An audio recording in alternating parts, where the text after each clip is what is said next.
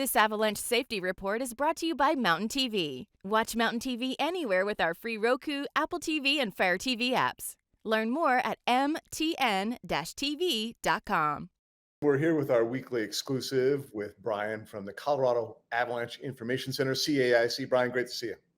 Hey, thanks for having us back. How you doing, Scott? Yeah, of course. Now, right in the thick of winter here, we got through kind of a big spike right around January 19th. I know you want to talk about that. And I was out the other day snowshoeing. I told you before we came on here with my wife, and literally, thanks to you, have been more educated about these different snow levels and snow conditions. And I could feel it, Brian. The soft snow, then harder than soft. And that's just me out on a snowshoe run. So this stuff is really, really making a lot of sense. Oh, that's great. I mean, I know all this snowpack talk and talk of layers and things like that can seem a little bit esoteric, but this is something you can really just feel as you're moving around in the backcountry. You're just walking over the snowpack. You know that sometimes you can walk and the snowpack is really supporting you. That means you're on the slab. In other places, you break through and you can actually feel that really weak, sugary snow at the bottom where the slab is not supporting you. And that's really kind of stuff that's easy to feel when you're out moving around in the backcountry. And I know as you got a lot to go over today, and I know, again, we chatted before we came on here, that conditions really can change depending on where you are. So you might be in Vail and everything's fine. Then you head over to Keystone the next day, and because of the snow level depths, things can really change depending on where you are. Yeah, and that's really the headline right now, is that the avalanche conditions right now are heavily dictated by how much snow is on the ground. And snow depth can change quite dramatically over fairly short distances. So let me dive into a few of the details that kind of paints that picture of where we're sitting right now. And I'll start with just our homepage map. So as you noted, you know, the big heavy snowfall that lasted seemingly forever for a good part of December and into through most of January has kind of come to an end for the time being. And that has allowed the avalanche danger to ease. And so you can see that most of the mountains of Colorado are currently sitting at moderate danger or level 2 out of 5. We even have some portions of the state, like on the Grand Mesa and in the deep portions of the Elk Mountains on the western fringes there, that are deep enough that we've actually got low avalanche danger or generally safe avalanche conditions.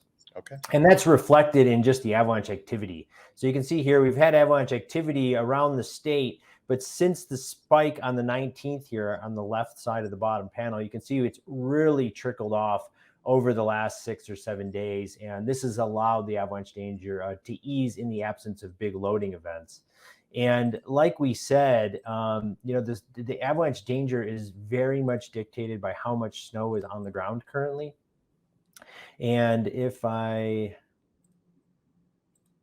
we go, start by showing a map of this is essentially the snow water equivalent, which is just how much water you'd have if you melted the entire snowpack. So it's really indicative of how much snow is sitting on the ground.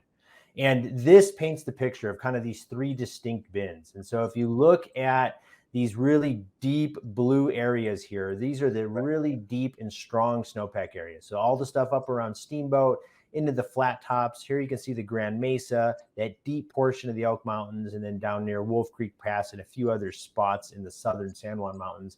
In these areas, the snowpack is so deep and really strong that the weak layers that formed in early November are very hard for us to impact as people traveling over the snow surface. On the other end of that spectrum, you've got these kind of reds and browns, and there the snowpack is so shallow that in many places we're missing that slab.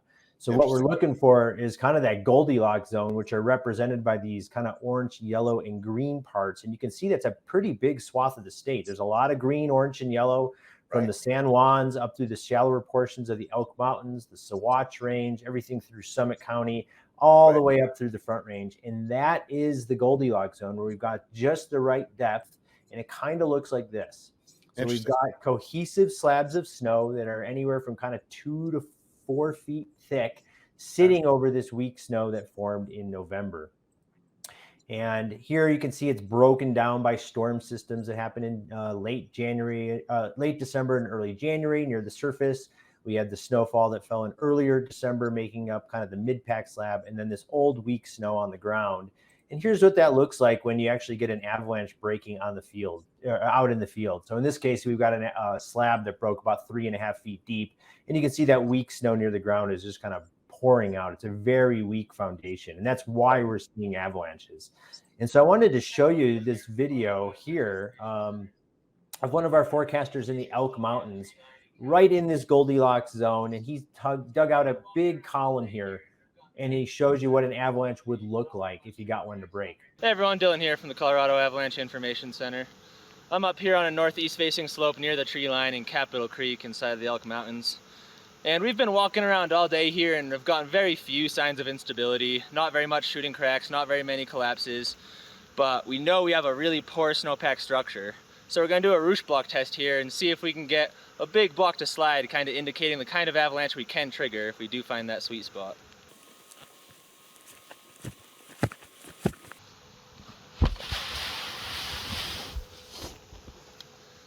So this is the exact problem we're dealing with right now. We've been walking around all day, really haven't seen any of those signs of instability.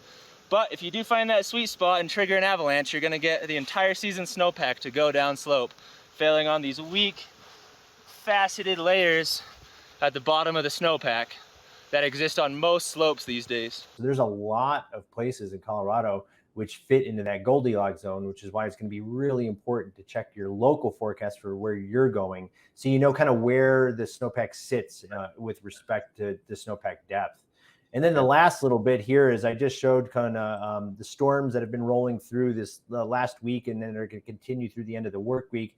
Little dribs and drabs of snow here, which is not enough to impact the avalanche danger. But you can see late Thursday and into Friday, Steamboat is again picking up a little bit more snow. And so we need to be cautious about instabilities in the storm snow. So we're going to want to be looking for wind drifted slabs near ridgeline, particularly up in that Steamboat zone as we move towards the weekend. Here's a really good illustration of what those avalanches are going to look like. These are much smaller than the big avalanches breaking on the weak layers near the ground, but it is something to keep in mind, particularly up in the Park Range and the Elkhead Mountains up near Steamboat, which are just picking up the most snow. Okay, Brian, this is great. We really appreciate it. As usual, see you back in a week for another update. And of course, guys, go check out the website. Great website. It'll be at the bottom of your screen.